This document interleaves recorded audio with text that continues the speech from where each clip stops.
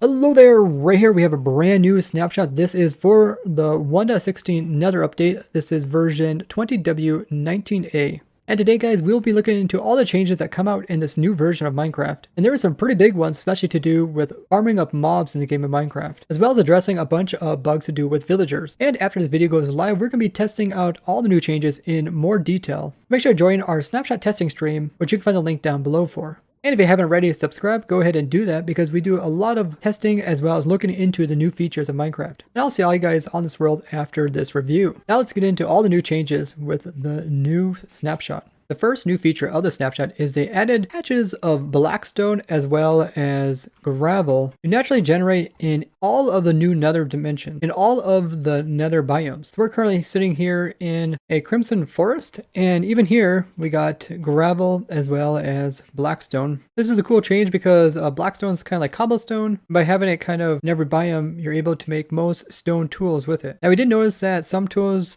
are not in the recipe when you're using blackstone instead of cobblestone, stuff like pistons, brewing stands, and there's some other ones. So maybe they'll make it more consistent. So like everything you can use cobblestone for, you can also use blackstone for. They also added patches of soul sand to be able to generate in the soul sand valley. So here we're down underground. You can see there's like little patches that just occur within the biome.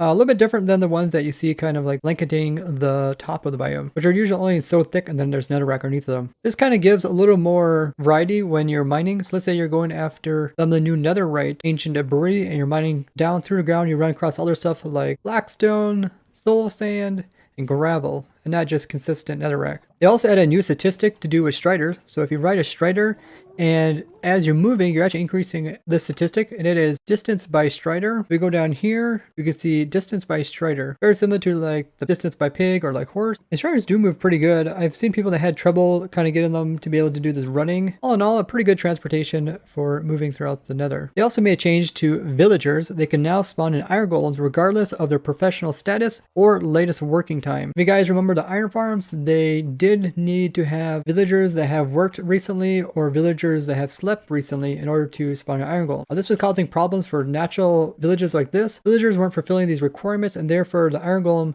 wasn't doing a very good job at summoning in and protecting them. One of the devs tweeted out that he was also working on trying to get the iron golem to kind of move around better throughout the village to protect the villagers better. This probably won't break iron farms, but it may allow us to revamp them. That'll be something we'll be testing during a snapshot testing stream. They also made a tweak to mob spawning. They said it's now going to try to more closely adhere to mob caps. So in the past, you were able to make super large areas of spawning.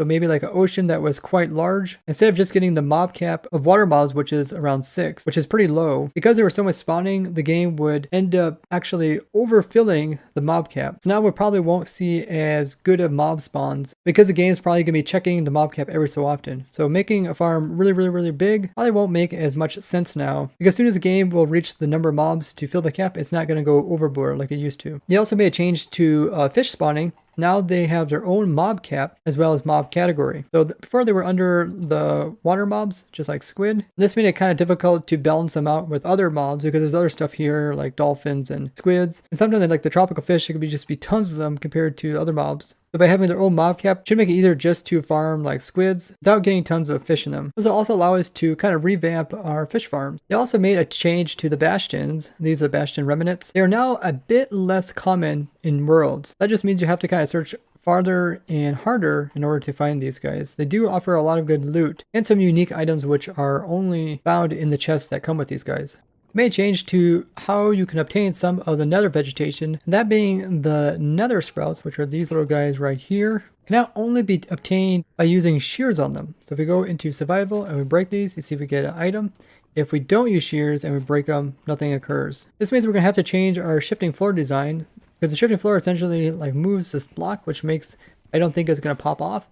You can see now if the block is removed, no item is given. We're going to have to make a new farm where we use shears to collect these guys. But my normal automatic nether plant farm will work great for obtaining all the rest. I also made a change to weeping vines as well as twisting vines.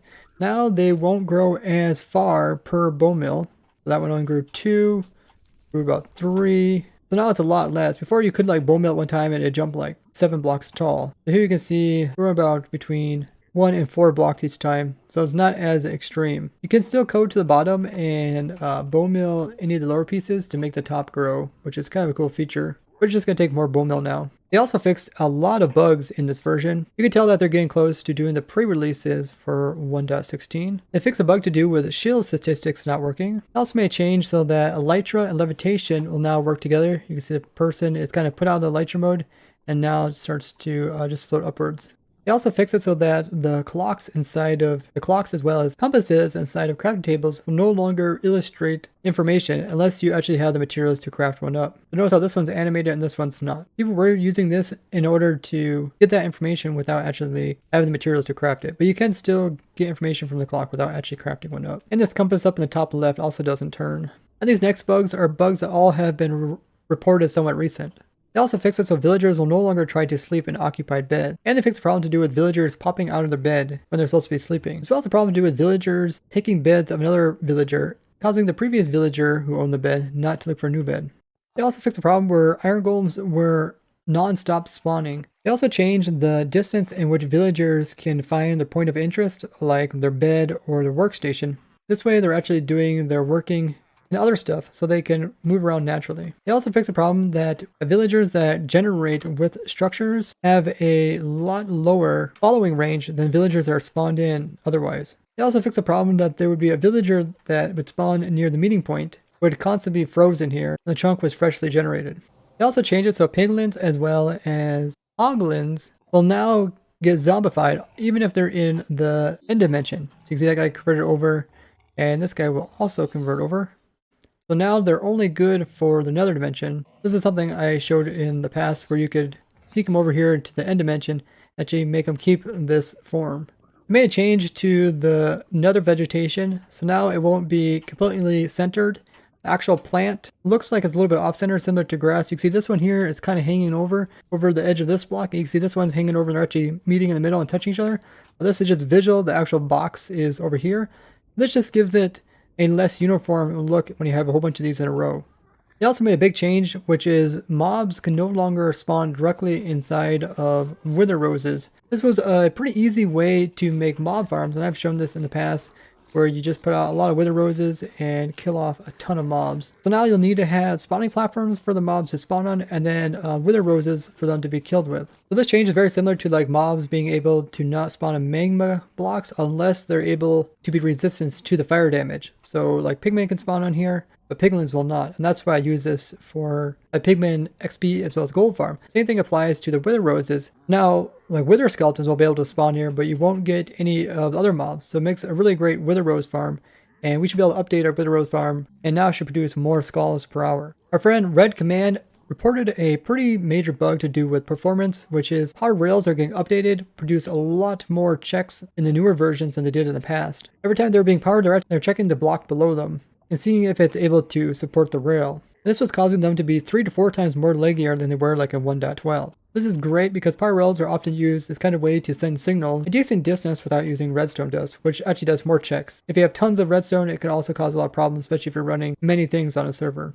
They also made a change so Endermen will now teleport if they land on magma blocks. They fixed the problem with fish spawning with extremely high numbers, over 200 different entities of one fish type in just 5 minutes, and this was pretty problematic, especially on servers where people would kind of load big chunks of ocean, just have tons of fish, and multiple people do that, you just have tons of entities. And they've tried to address this in the past, but it looks like they went for a more straightforward fix this time. They fixed some inconsistencies with the blackstone blocks and the textures underneath them. They fixed the problem that this little word here, inventory, was missing when opening up a blacksmith table. They now fixed it so that piglins will now take enchanted crossbows over just normal crossbows that they have, if they're able to pick up items. They fixed it so dispensers will now play the correct audio cue when placing in glowstone into a respawn anchor. It's a sound that the dispenser actually worked. There was a problem when people were updating the worlds from version 20W16 to 20W17. They noticed that the Enderman spawns would drastically drop in the end dimension. And they have addressed that. They made it so both the Crimson door as well as the Warped door now have hinges. You can see them right here. Makes it look a little bit different, but that way you can actually tell which side is going to stay and which side is going to rotate. In the last snapshot, fishing altogether wasn't working, where you fish up like fish or other items from water. And one of the 240p members, Landfork, actually mentions this to me, and they fixed it in the snapshot. So hopefully he'll see those results. They said they finally fixed the problem to do with shields not glittering, as well as tridents and elytras. Let's see if we can notice anything.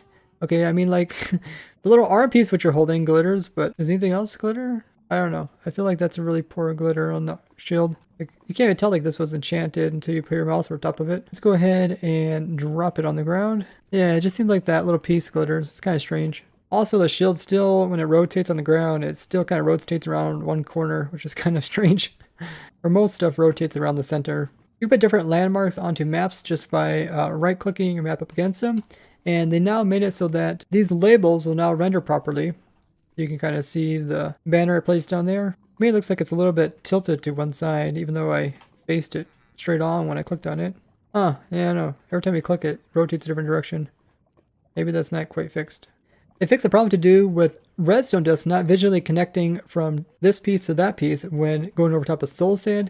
This little section here was missing. And now you can see it looks more normal. Something I mentioned in the last snapshot where they changed redstone. Don't play in the wither roses. They also changed it so that since it's now not just a dot, but more of a cross, particles will actually come off of all parts of it rather than just the center. They slimmed down the font so it's not as thick for the different category sections in the creative menu. There was actually quite a bit of changes in this snapshot, especially since I designed farms. A lot of these changes have to do with farms. We're really going to have to rework quite a few different farms and make sure they're still working appropriately. Kind of surprised they didn't do more tweaks to kind of the redstone like they did in the last snapshot, because there are some edge cases that could probably be addressed. All in all, a lot of different types of fixes over a wide range of things in Minecraft. Definitely can tell they're getting closer to doing the pre-releases, making sure to fix a lot of bugs, especially bugs that were created in the new Nether update snapshots. If you guys know of any bugs that haven't been fixed yet, you guys can tell me down below, as well as make sure to report them on the Mojang page. You also can report bugs right from your